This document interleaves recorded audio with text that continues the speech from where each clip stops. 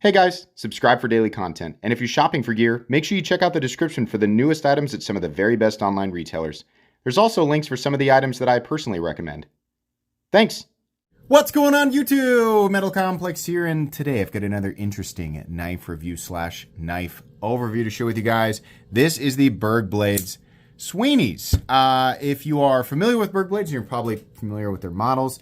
Personally, I am a huge fan of the Iron Wolf. And they have a newer model coming out that I'm really interested in. I will link Berg Blades down in the description so you guys can check them out if you want to. Thanks so much to Berg Blades for sending this in. I believe this goes back. They haven't specified, but I assume it'll go back to them. Thanks to my patrons for supporting me. Please make sure to follow me on Instagram at metal_complex and on TikTok at the_metal_complex.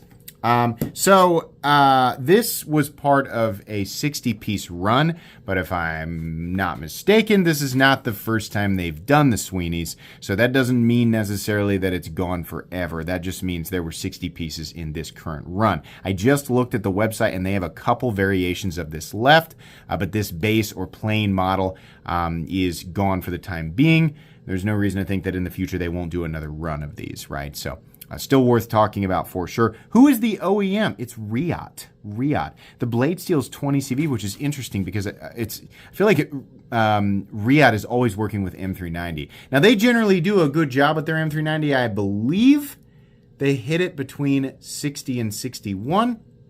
Berg Blades does not list the HRC on their website, but I think you guys absolutely should. There's been this trend for a while where people kind of have to hunt and dig for the HRC. Whatever it is, it should just be right out there in the open. I don't think they're trying to hide anything. It's Riot, most likely, with CPM 20CV being almost identical in composition to Bowler's M390. There's no reason to assume that Riot would treat it any different. It's probably 60 to 61 or even 60 to 62. Just wanted to get that out of the way there real quick. Let's go ahead and measure this knife. Overall length of the Sweeney's comes in at 7.75 inches with a blade length of 3.35 and a cutting edge of 3.25. Let's go ahead and do some size comparisons. Any custom scales you find in this section can be found down in the description under Original Goat and others, up against the AD10 and the AD20.5. Definitely closer to the size of the AD20.5, but with way more cutting edge, way more. Let's put it up against the Spyderco PM2 and the Spyderco Para 3. Kind of in between here, but the cutting edge is actually a little bit longer than the PM2. So it's not quite a full-size knife, but it definitely has more cutting edge than a lot of popular full-size knives. And then finally, let's put it up against the Benchmade Griptilian, or in this case, the Ritter Hogue and the Hogue Deca. Also worth pointing out, the cutting edge between this and the Ritter Hogue, which is quite a bit bigger knife, is again the same. Pretty cool. I do like the ratios on this. I think it's pretty impressive. How's the action? Well, it's manufactured by Riot. The action is very, very good. It does need a little bit of encouragement. Now, this is not quite as tight as it was when I got it, but truthfully, the detent is perfectly tuned to deploy it both with the opening hole and the front flipper. That front flipper is shaped just about ideal, with this scooting backwards and the jimping up here being very grabby, which is a funny detail that a lot of designers and companies miss, right? They just give us this big horn and they're like, well, good luck. Hope your finger doesn't slip off the end. That's about perfect. That's what I like. Access to the lock bar is very good. This has been scooped down below the lock side, and that's been chamfered on the inside, making that an incredibly comfortable disengagement. When that lock bar is completely off of the blade face, meaning including the detent ball, as you can see, blade just falls, right? Turning it, little bit of encouragement. This has gotten better. That's pretty typical of Riot. It's not gritty or I guess what you'd call like low quality. It's just a tight pivot. So over time, it's going to continue to get better, but it'll need some breaking in time. The access to this hole here, it is complete. You can see here, we are only subtly tucked under there. What it's missing is a little scallop so that you're not fighting this ledge to get to the hole, right? So, there's a little period of time where the tip of your finger has to dig just for a moment. It's still plenty easy, right? It's not like you can't find it. You're going to find it. It would just be made a lot better by giving us a little bit of a scallop here, right?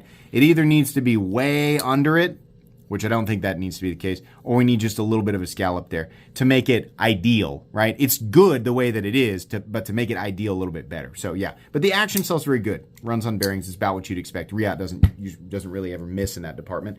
Let's go ahead and do carry profile. So thickness up against the Spyderco Pair 3 is slightly thicker, slightly.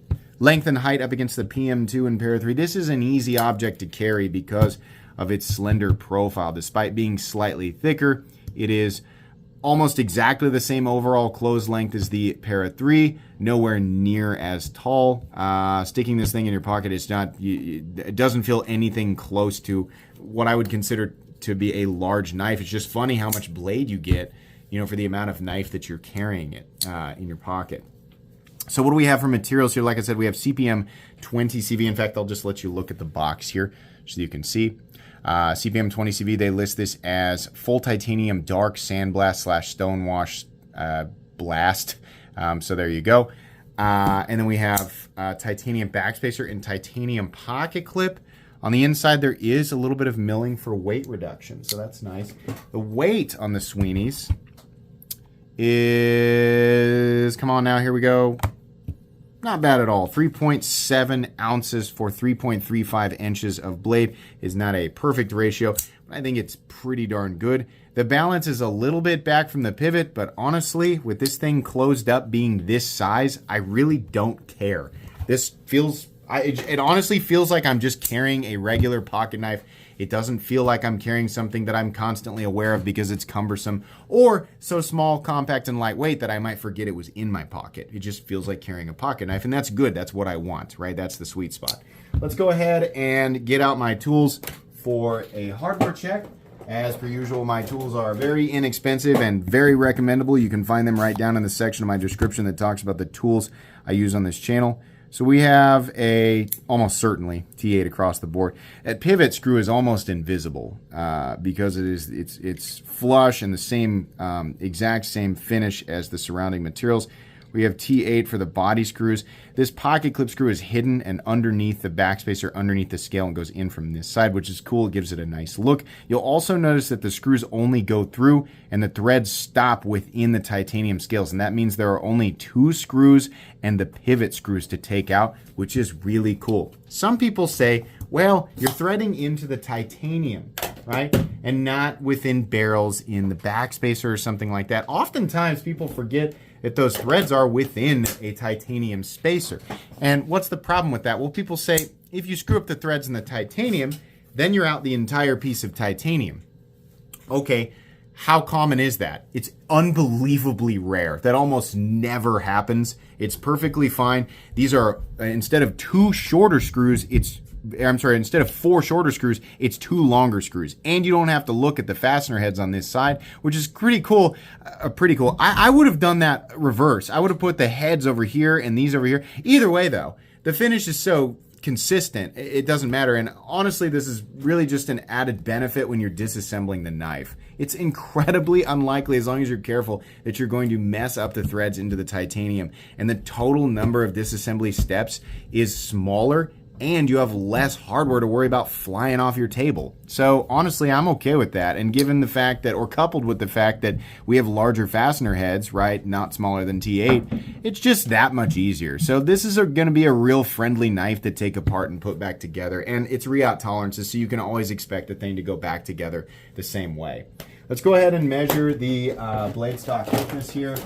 Get out my calipers, which are buried in the little box. It's a little tackle box that my daughter made me, actually. We have a blade stock thickness of 136 thousandths, so about the middle of the road, right? It's kind of a narrow blade, not an enormous amount of room for it to taper down to the cutting edge, but 135 thousandths or so is about the middle of the road. So let's go ahead and talk about the meat and potatoes here. Initially, I was just kind of bored by this knife. Right? It was like, it's plain. We got flat titanium, heavily chamfered or radiused edges, which are really comfortable. This knife is really comfortable. I mean, there's no part of this that feels uncomfortable. Even that part of the pocket clip, which looks a lot like the real sharp and pointy Sharp by Design clip, there's no swoop. It doesn't go upwards. It's just flat, right? So while I do not like this up and over and whoa, way too long right here, I don't really have a problem with the clip. I think this would have been a lot better if you shaved it off right here, right? You could have brought this part back. Number one, it'd be a little shorter. Number two, it should end at the top of that ramp. Why? Well, personally, not everybody shares this opinion, but I like to be able to take my knife, close it with one hand, and put it into my pocket with one hand without having to use my other hand to hold the pocket lip and kind of mash it in there, right? And the reason is because once I'm done with a cutting task, I don't want to have to think about anything else. I want this to be one almost brainless movement. Put it back in my pocket and go. With a bill like this, right, this means that you're going to have to fight the pocket seam thickness as soon as it runs into that.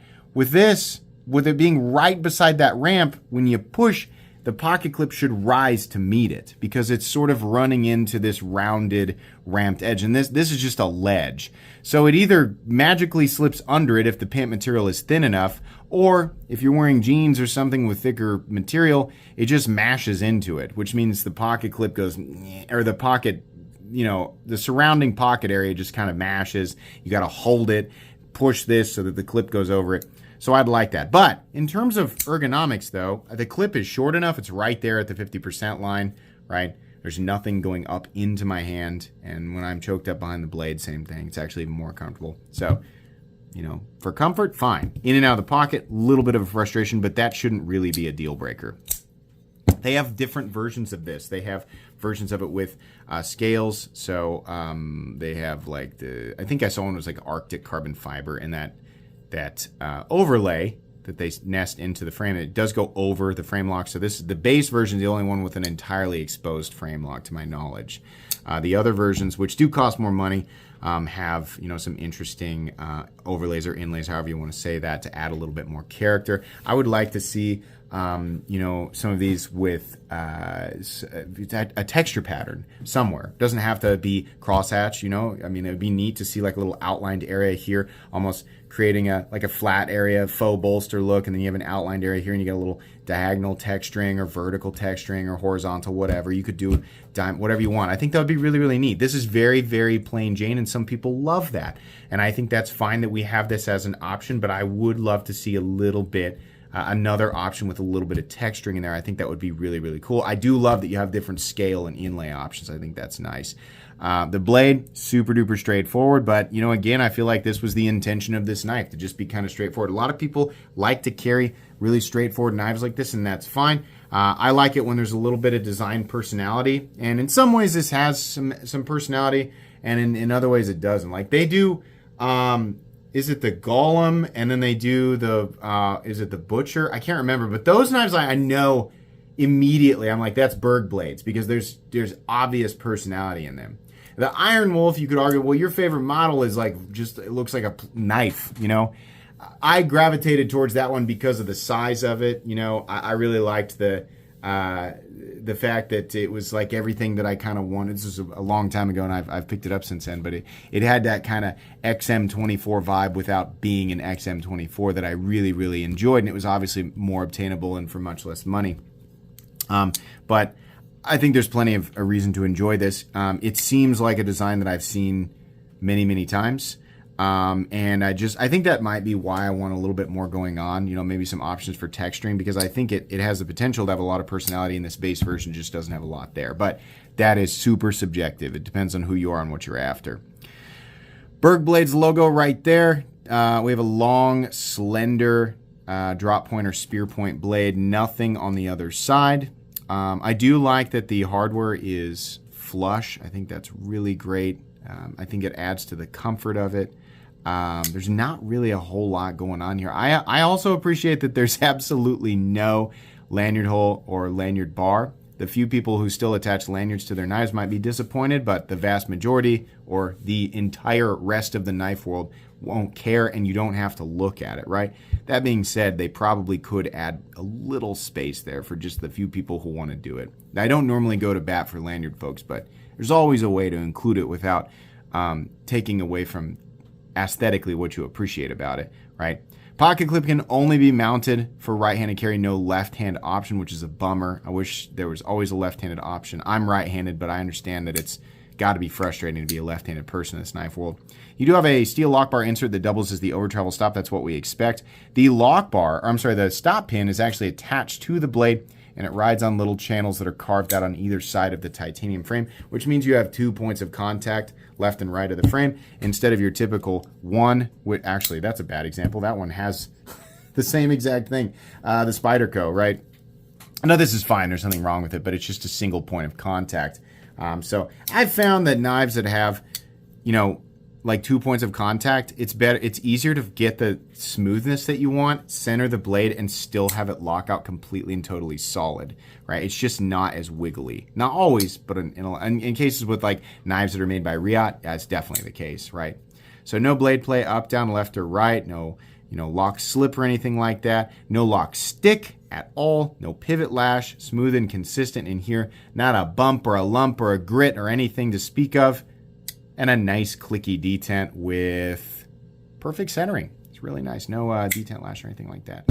Base price of these, according to Berg Blades, was $315. Feel like that's a little high. Yes, it's a Riot. It's a pretty darn plain one. It's even more money if you want the inlays. I'm not absolutely offended by that. People, I think, who don't know better or they don't know who Riot is, will point to Amazon and say that you can get titanium and M390 for like $165, $170, and the rest of us know better, and we know exactly what we're looking at there and why those cost less. Riot is just, in almost all cases, just going to be a superior OEM. They're going to be much more consistent. They're really going to care about their heat treatment. And even when, it's a design that doesn't have a lot of complexity in it, Riot is able to add some additional layers of polish and execution that are just not present in a lot of brands, a lot of just whatever, here today, gone tomorrow, and Amazon brands that are capitalizing on the popularity of certain materials, right? And the longer you spend in this knife world, the more you realize, it's not everybody's capable of the exact same work. Do I like the $315 price tag? No. I wish this was about $275 to $280.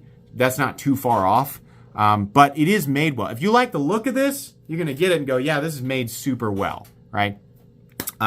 So it's going to be for some people, not for everybody. I'm not going to tell people they need to be, beating down doors trying to get a hold of this thing, but I think they sold pretty well, So I think this is a pretty popular model. But yeah, if you do another run in the future, I would just love to see some personality added in here, right? And perhaps even some different blade finish options. The ones that I saw all seem to be kind of the same stuff, but maybe I'm wrong. But yeah, specifically some texture options I think would be really, really cool. And especially just for